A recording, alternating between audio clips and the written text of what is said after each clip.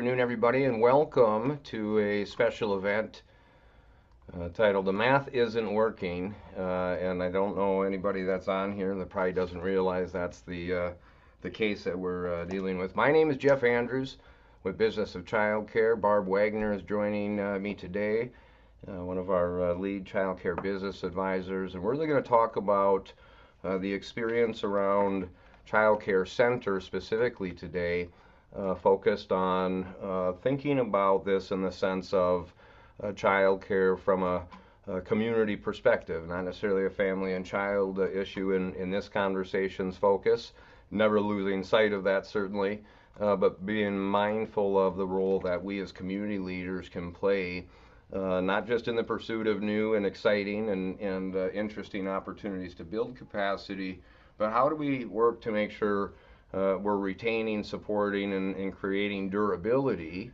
for our existing programs.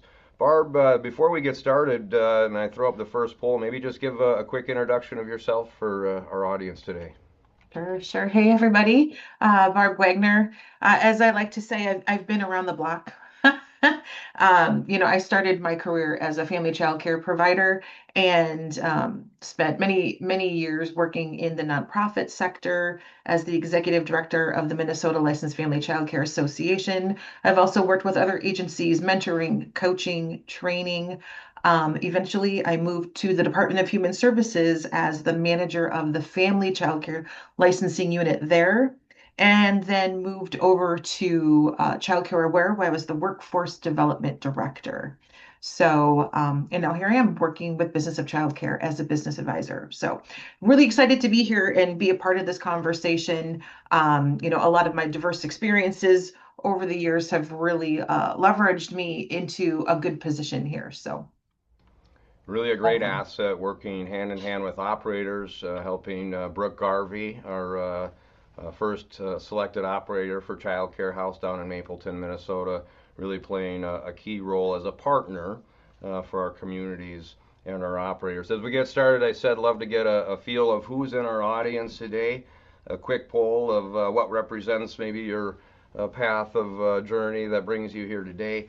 More helps us make sure that we're also, as much as we can, bringing a specific focus maybe to some of those areas that you represent during our time today. So, just as folks are filling that out, Business of Childcare, our mission, celebrating 5 years next year, or next month, next week, excuse me, wow, time's traveling, is to guide childcare business owners and the communities they serve to better outcomes. And as I look at the representation of those who are with us today, a good mix of economic development, chambers of commerce, local government, as well as child care providers and operators. And that's really an interesting segue because it highlights what we talk about when we think about child care at Business of Child Care. It's a whole community approach, right? When we think about the integral role child care plays within a community dynamic, we realize, at least in our exercises, when we center child care in the center of the universe, it becomes much easier for us to see that connectivity, that impact, and those outcomes beyond what we normally think about when we think about child care, right? The great activities that our early ed professionals, caretakers, and others are deploying really on a daily basis. So, something certainly for us to be aware of. As you think about Business of Child Care, we really organize our work into 3 stages of readiness. More and more communities have moved beyond stage 1, but still talking to audiences, leading smaller conversations, and even doing some pre-initial work with communities who are trying to understand where is that impact point that makes this, beyond the good of children and child care, a good cause for us as a community. Taking those understandings, building plans, and then certainly activating those plans, and it takes all shapes and forms, certainly from building new things like child care houses, early ed flexplexes, child care centers, to stabilizing, supporting, and recognizing our existing providers. And that's really what today is about, is really, excuse me, understanding and thinking about child care centers, maybe even more so in this perspective, Certainly, family child care in some of our communities is the source of child care, and we certainly have other programming and approaches and focuses that we think about as we work with family child care providers or in-home providers.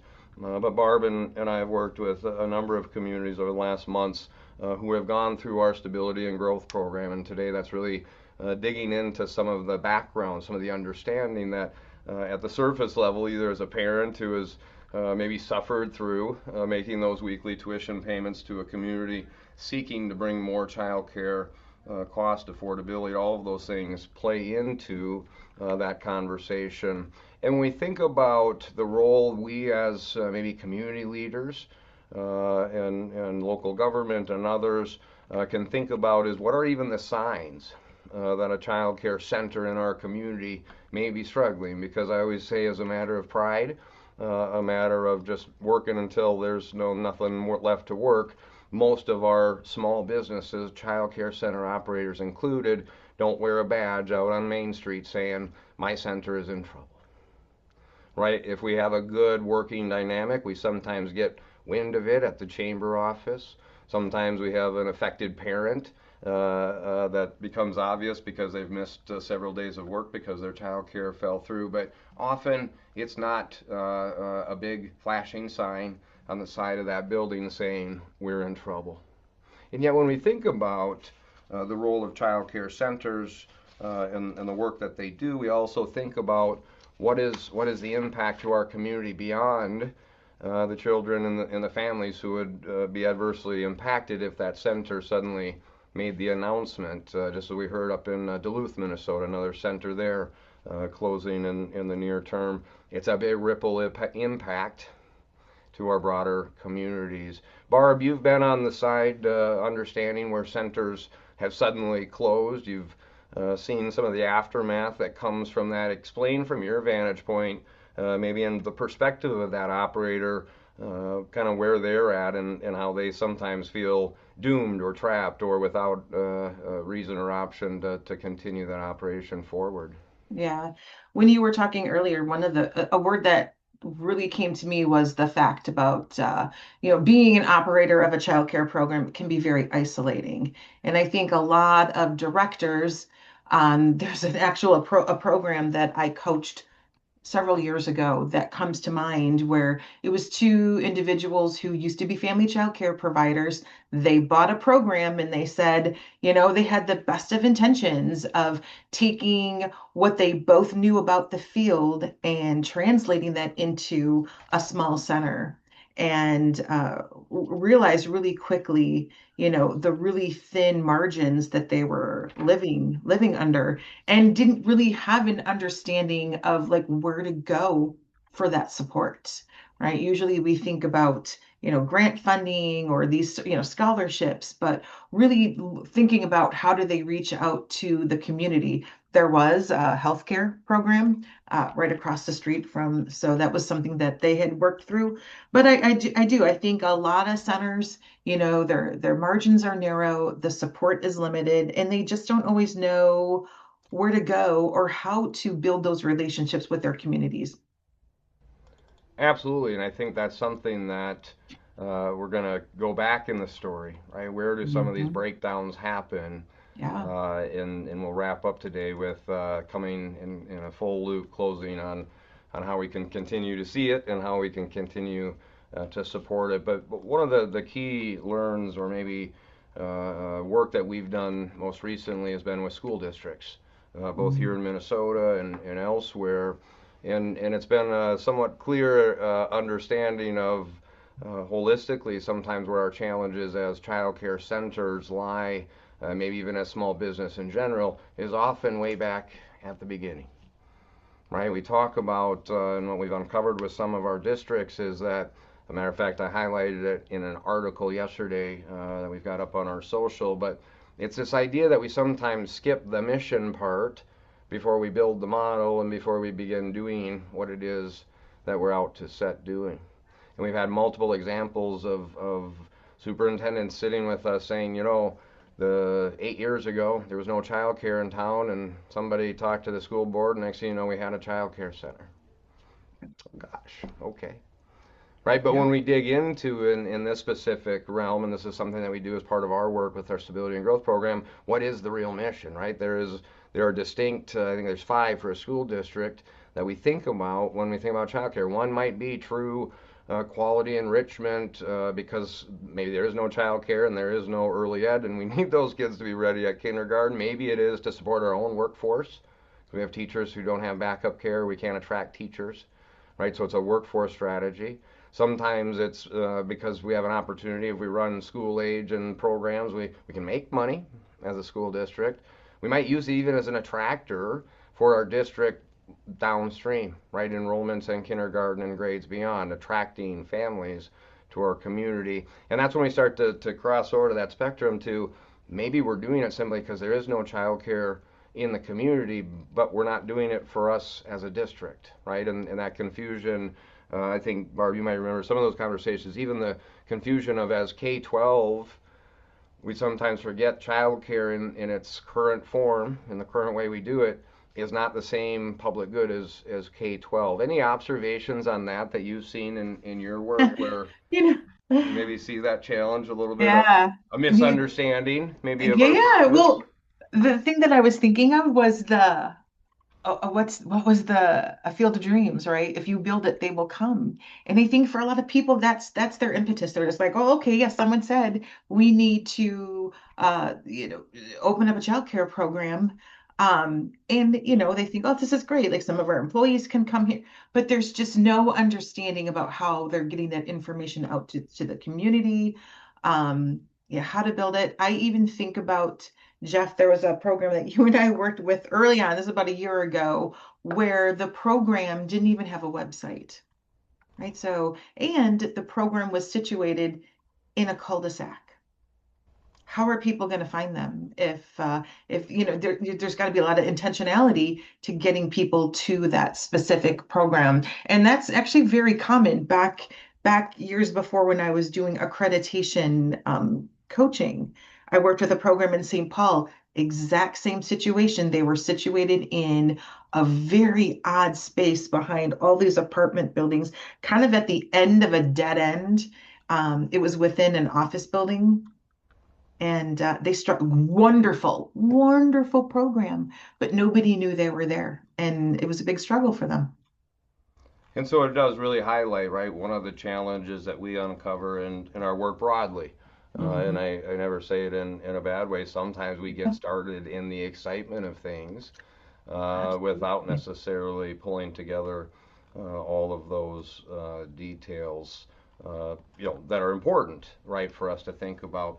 We Mhm. also had an example I want to bring up for folks to show that was an illustration, too, of the idea that we have a lot of different programs, right? And different types of programs and programs that operate for all different reasons. The work I'm highlighting here is actually work that we did late last year with Langlade County, Wisconsin.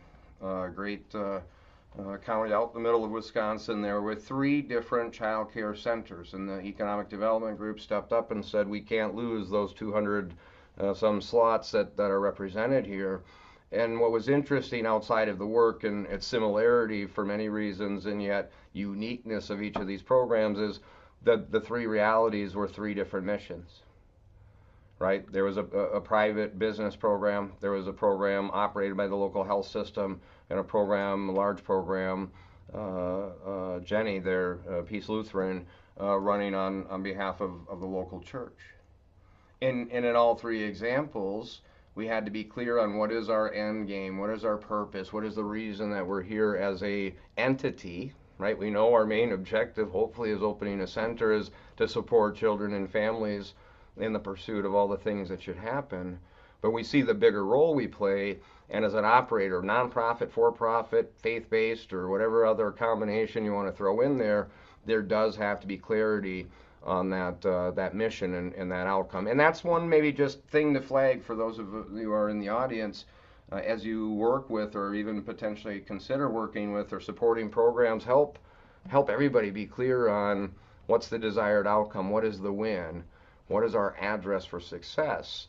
That makes this work for everybody involved, right? We can't have operators who can't pay their rent. We can't have operators who can't pay their staff. And yet we know the impact if that 100 slots of programming shuts down, the impact it has beyond the four walls and the work that's being done at the center. I invite you to ask questions. I think we've got the Q&A enabled. I hope we do. Otherwise, send me an email. Somebody will ping me and tell me there's an email with a question. But we'd love to have that interaction with you if you have questions and considerations to think about or for us to ask about. The next place I think, Barb, when we talk about we got a mission, we've got a model, maybe even just understanding a little bit of the math of childcare, right? Some of the challenges that we see is when we see it on the parent side, as I highlighted before, my goodness, it's expensive, and they have two or three. We've often seen the comparisons: college tuition, home mortgage payments, and yet you and I both know, and maybe you can talk a little bit about this. What's the biggest driver of childcare? It's the human, right? It is the labor force behind that. Maybe talk a little bit about your observations over the years that you've been in the field, compensation, wages, and how that's been one of the driving challenges for childcare sustainability as much as expansion and growth. Yeah. Yeah. I mean, the early childhood field as a whole is one of the lowest paying fields with the one of the most, I think, one of the most important and demanding jobs there is out there. Um, and when you look at the difference, right, there's, often, well, I mean, I know we're focused on childcare centers, but I mean, there is a difference between, what you might pay at a corporate program versus what you might pay at a family childcare versus what you might pay at a locally owned childcare program. And it's been really interesting because I think a lot of the conversations that we've had with programs is helping them understand that. I think there's this very pervasive fear that parents can't pay for childcare, and so we have to be careful with what we charge for our rates. But then in turn, we can't turn around and pay our staff. And I think what we've seen is, there is that middle ground where we can make sure that we're charging, a appropriate amount for the care. The programs themselves are providing a high quality service for families. And in the end, not only are the programs thriving and the parents are happy with the care, but then those that are working there are also getting a livable wage.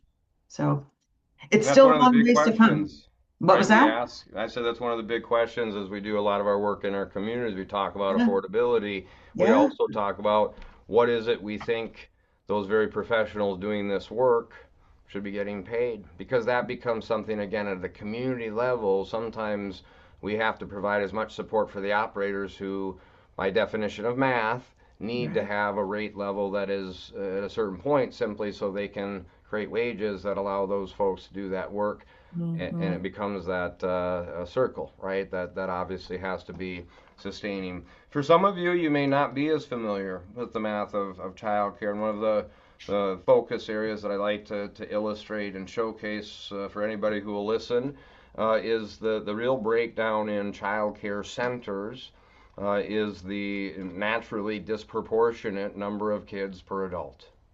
And when we think about what Barb was just highlighting from a staff perspective, when you can get paid more at my favorite Quick Trip, you can get paid more at Taco Bell, or just pick anything else.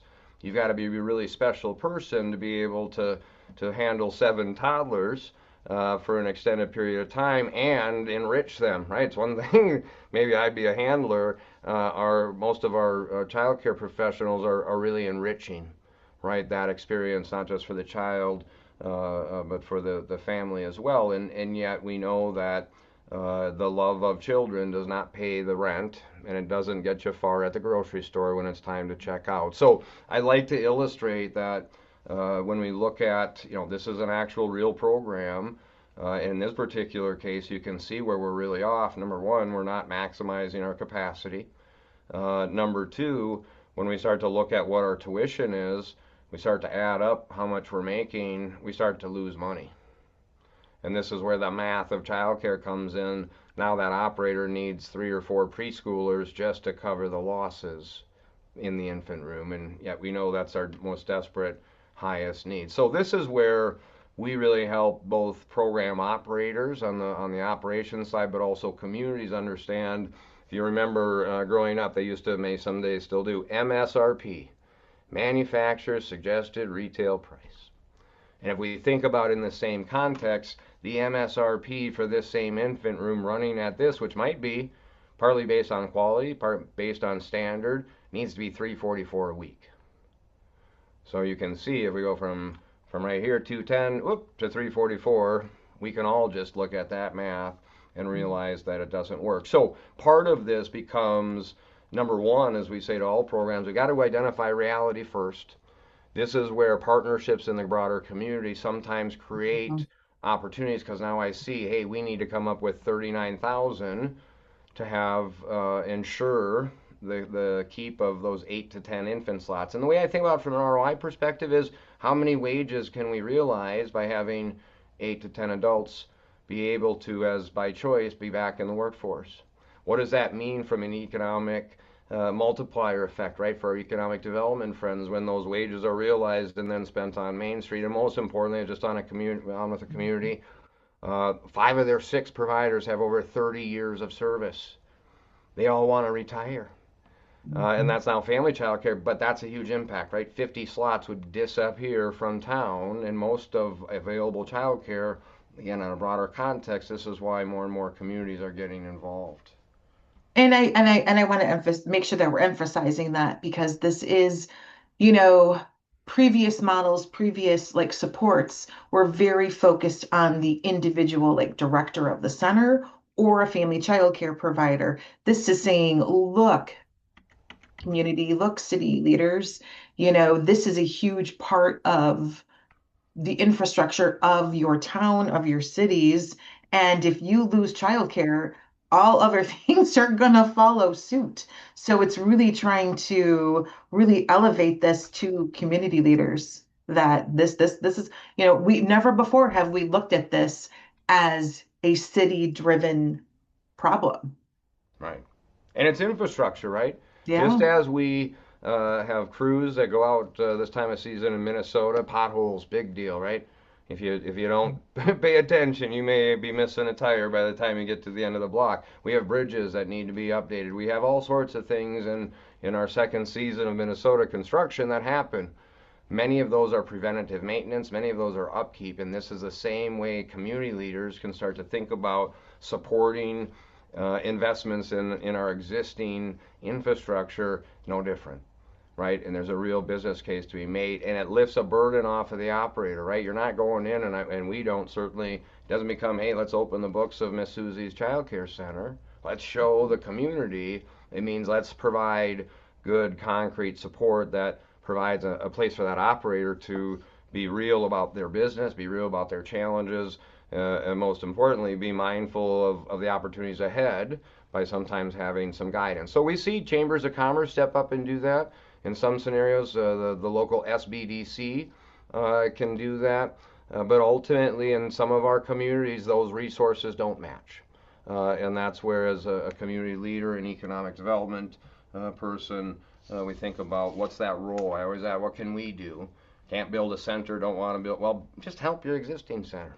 Let's start right there. So we talked a little bit, Barb, about the infant math, the structural costs Yeah. that are related there.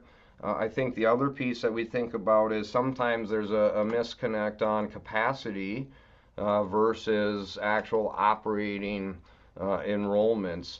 Talk a little bit about what that means, right? If an infant room has 8, or even just use a bigger example, Yeah. preschool has 20, doesn't mean they're generally always going to have 20 kids available to serve. What causes that kind of mismatch on sometimes Oh, what we absolutely. see versus what's real?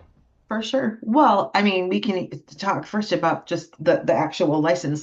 Most childcare centers are licensed for the number of children that they can support based on the square footage of the space. So if you're lucky to have a big enough space, right, you could say, yeah, we can have this many children.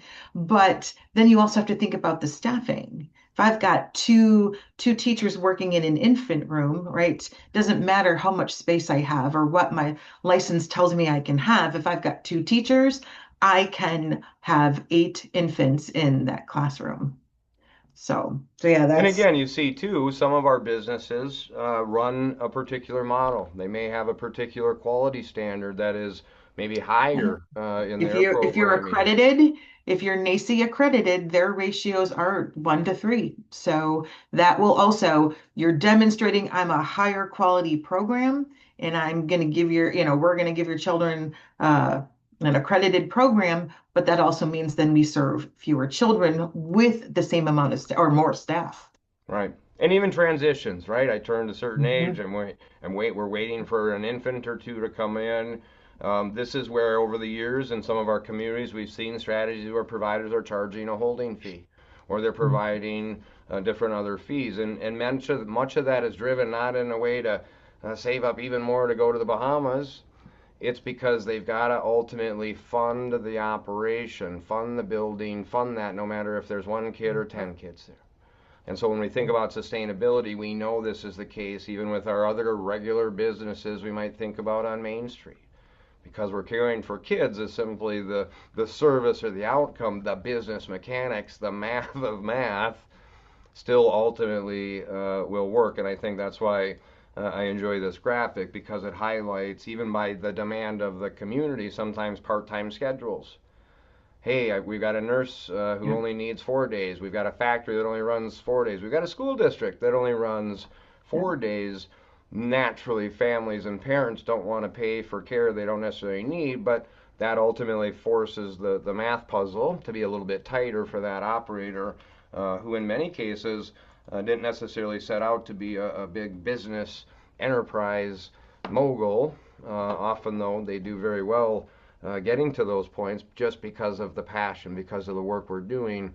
This again is a community realization we often lift up as we're dealing with folks that the confidence may just not be there, right? It's not a lack of ability, not a lack of a willingness. It's just I don't have the confidence. No different than if you put me in that toddler room, I have no confidence on what I'll do to survive even the first hour. Would you say that's true, Barb? Right? Our operators are really juggling a lot of different demands of even staff availability, which sometimes can be a piece there. Any other thoughts on that? I think you did a great job articulating, I mean, there's obviously a lot to that, right? You just you with a model that runs, success based on having full capacity, it's just not possible. Children are going to be sick, families are going to go on vacation, and then that right there is a whole nother, how do you handle that? Do you still get paid? Do you say they don't have to pay when they're not bringing their children? And all of those teeny tiny things all impact their bottom line. Well, it's a reminder that ultimately we have a set amount of space. We're not a retail grocery store that buys a case of, this time of year baked beans for the 4th of July season. And if we sell them today, great. If we sell them tomorrow, fine. If it's next month, as long as it hasn't expired, right, it's okay. Mhm. In childcare, the day that has passed is the day that is gone forever. Mhm. And that's why our teams work so hard to help operators and providers really think about how to be sure we're serving the needs of our consumers, but also being mindful of the bridge has a minimal budget that it needs to have in order to exist. And if we don't account for that, we get to a place that can be difficult. I appreciate Cindy put a question. I guess we don't have chat open, so use the Q&A if you've got something to throw out there. But she highlights, I think, going back to that math of infant room, the illustration of challenge. When we have well-meaning, well-intentioned efforts to expand voluntary pre-K, no opinion one way or the other. We understand though that it is an ecosystem impact. So this is again where communities have to always be intentional, always be thoughtful about all of the moves that they might be making that aren't necessarily coordinated. that we don't accidentally create a ripple going this way that turns over the boat that was doing so well on itself. And I know that we've seen that along the way. Good opportunity. If you've got a question you're holding, I'd love to have you throw it out there. In the meantime, I'm going to bring up our next poll. Would love to get some thoughts here if I could hit the right button. Excuse me.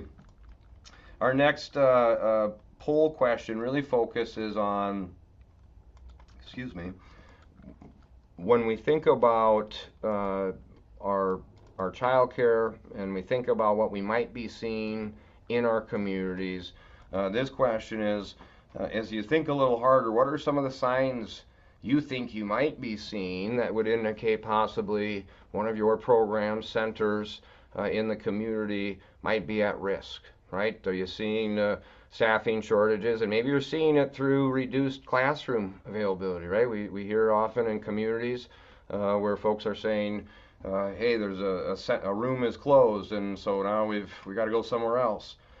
We see the ups and downs of enrollment. We hear maybe about the financial pressures, word of mouth. Lots of different ways that we hear and see things that often are the beginning indicators of some of those bigger challenges. Appreciate those participating. It's a multiple choice, so you can pick a multiple of things if you want.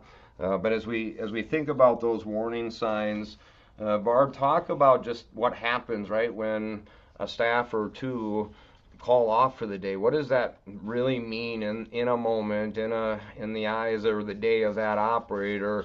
How does that play out in a normal terms perspective? I'm sorry, say that again. How do you see when a center is short of staff? To explain Yeah, for the audience, just so we understand the technical part of it, why do they have to close a classroom often if they're down a staff or yeah, two? absolutely. Because well, number one reason, ratios, you need to meet those ratios. So think about what happens when, um, and to further make it a little interesting. So say, for example, you've got 11 preschoolers, right? The ratio is 1 to 10 you're paying to teachers. So as soon as that preschool, that number 11 leaves, now so can that teacher.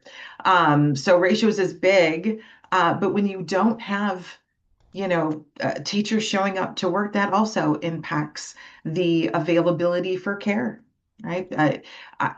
Not too long ago was talking with somebody who said, we would love to open up another infant room, but they don't have the capacity. They can't find teachers to work in the infant room, so they've got the availability to help support more families, but they can't support those families if they can't find the staffing.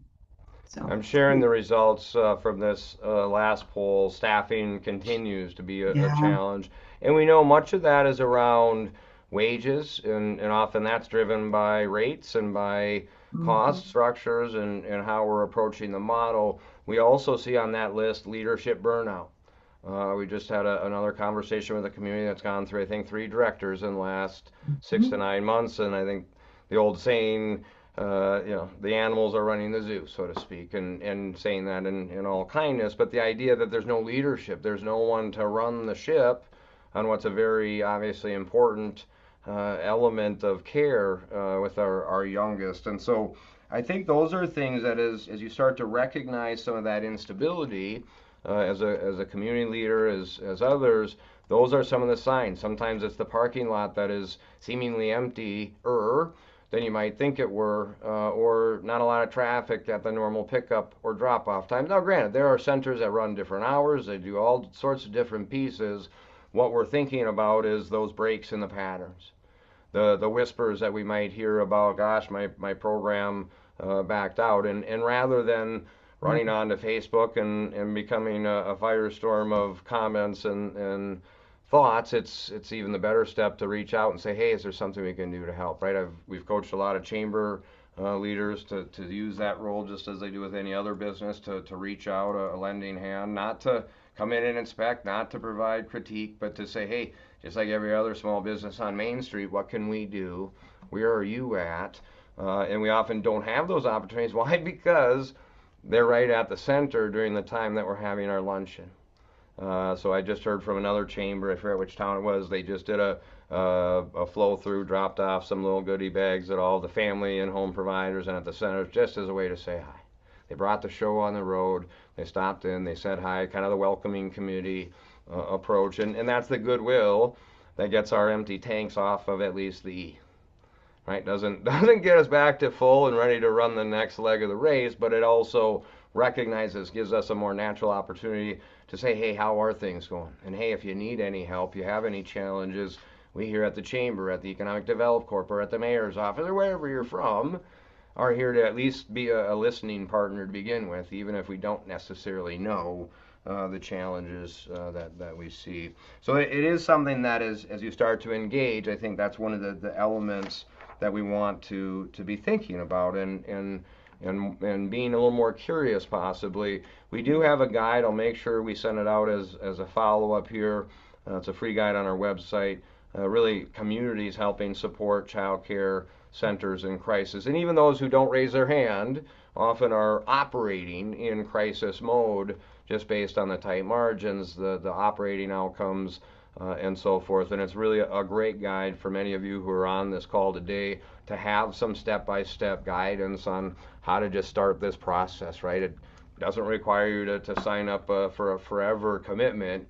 It's just like we do with any other interventions of support with our small businesses, our big businesses, and any of the communities we call home, ways certainly for us to take that lead role. Barb, maybe talk about from the operator side, the director side, think about maybe helping this audience of more external community folks think about maybe ways that they could begin to open that question, right? And I'm going to bring up one of the pages from our guide that kind of helps people connect the dots as we talk about it. But it's really, I think, what you said and what we've heard from others who have benefited.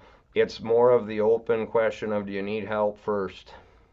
Right? I'm not here to tell you anything other than what can I do to help you. Talk maybe a little bit more about, as we think about some of these beginning steps of opening that conversation, what we might think about as maybe a community leader who wants to take a more proactive role. Yeah, yeah. Well, I think this is an exciting space to be in because, never before have we had that. Like we've seen over the years a huge investment in early childhood from the perspective of maybe a center director reaching out to their legislator saying like, look, we've got issues here and hoping that rulemaking will be changed. But here, what we're starting to see and what we're proposing is that the individuals that the director starts to think about the community as a whole and gets everyone involved with how do we support this child care program. I don't know if this is exactly where you want me to go, but some of the things that come to mind are those relationships like that one center I mentioned earlier. They had a healthcare program right across the street. It didn't even dawn on them to reach out maybe to, their human resources or I don't know, whatever, whoever over there at the healthcare company to say, like, look, do you have staff that might need childcare? We're happy to, leverage this partnership where if you pay us, we'll hold X amount of spots for your staff. And so now that healthcare company says, yep, this is a benefit for our employees. And not only are we benefiting our employees, but then we're also benefiting the child care program in our community. Exactly, because that's when once we have some of those visible warning signs, right? Mhm. What we don't see inside, and yet we often have, if nothing else, by function, qualified individuals in our communities to help with, are all the things every business struggles with, right? Well, and think Sales. about a leader too. In early childhood, typically they get into those roles because they understand early childhood or they've been in the program and they've worked in all of the other positions and now they find them in the leadership role. And so where do they get that understanding or that expertise most people wouldn't know to reach out to their community or their mayor for support. As a matter of fact, I had a director a couple months ago, and she, I think, said it in kidding, but she said, Jeff, you know how I became the director? I said, how's that? And she said, you know that movie Last Man Standing? She's like, it's Last Woman Standing. I was Yep. the last one in the preschool room that'd been here the longest, and suddenly they showed me my little closet that they called an office, and gave me all these other things to do that I wasn't as confident on how to do, right? This is not about an inability, an unwillingness, Yep. Yep. anything. It's lack of confidence on what is often a complex element, right? And so we see that play out. We see that feel come out on the community side. And this is why it's no longer a family and child issue. We know of the direct connection of child care elements and outcomes in a community. And we see it with the help wanted signs on our factories. We see it with families driving hours the wrong way to get care. We see it long term in that economic continuity for a community. And so it's something that whether you choose to do it on your own by taking some of the steps that we talked about, the knowledge of just the basic math that is so hard to math out, as Barb pointed out, and certainly again we'll send the guide as a follow-up, it begins just with a conversation. And it begins with an understanding, and it sometimes includes bringing a few other familiar faces that operator, that director, that nonprofit board would benefit from having as part of the conversation. I want to be mindful of our time here, but certainly you've hopefully taken away some of the real just pragmatic challenges that without a lot of dressing on it really help us understand the challenges that we might have. What we work on as an organization when we work on behalf of communities to deploy our what we call stability and growth program is really work on behalf of the community as an unbiased, neutral party who isn't going to go again be the town crier and tell everything that we found out, but rather be a trusted partner to partner with that operator, with that nonprofit board, with the individual who's doing it as a for-profit, to really make sure they're aligned to their desired outcomes. Because what we do know, no matter what, the longer we never make to our desired outcomes, no matter what entity we are, the quicker we're going to get to the end when we don't do it anymore. And we have so many great folks out there doing this work that sometimes, to Barb's point, didn't get into the great work of childcare to become a QuickBooks expert or become a marketing guru. Even we talk over and over in programs, we think about sales and marketing, which sometimes is a common business term.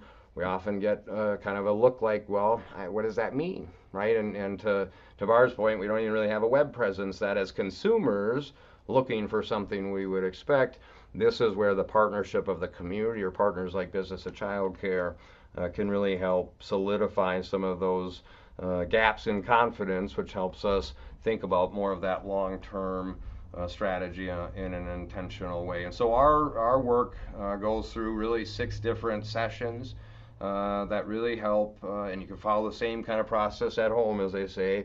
It really gets a baseline of understanding what's happening, what's going well, what's not going well, right? An inventory of sorts.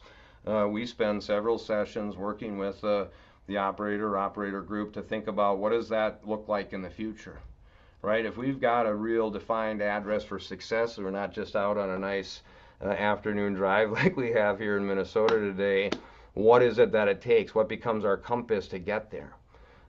Because again, it's the outcomes that we're focused on, and we wrap up that work by really solidifying some of the key areas of focus that people can start to think about without trying to take on the whole thing, right? That's another challenge. We get all excited to help childcare. We throw everything we possibly can into the train car, and yet that ultimately will tip over because there's too many things on there, and so we give actionable strategies, like I said, to superintendents, to individual operators, church councils.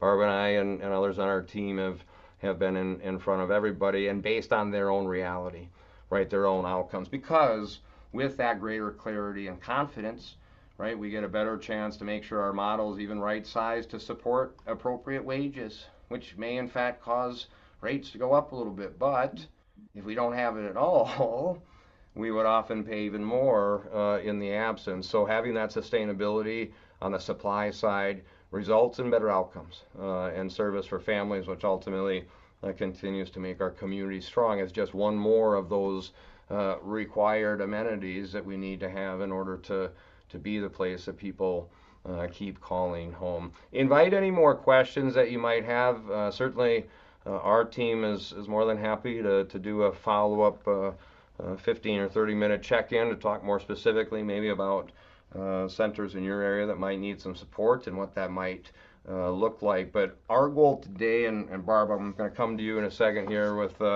maybe a last piece of broad advice for those in the audience wanting to take action.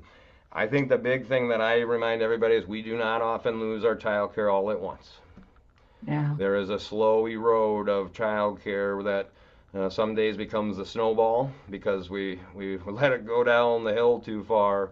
But often when people say, oh, we just can't believe it, I think to myself, we probably saw it and maybe just didn't know what to do. And that's where our team can be a help, and certainly you can Mm-hmm. be a help in your own communities to make that initial opening of conversation. Barb, other Yeah. thoughts or a parting Yeah. thing, pro tip, as we might say, for folks Yeah.